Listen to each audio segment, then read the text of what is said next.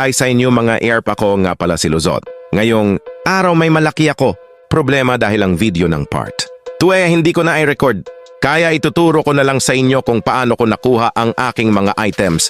Ang una kong item ay Warden Sword, ganito kung paano ko nakuha.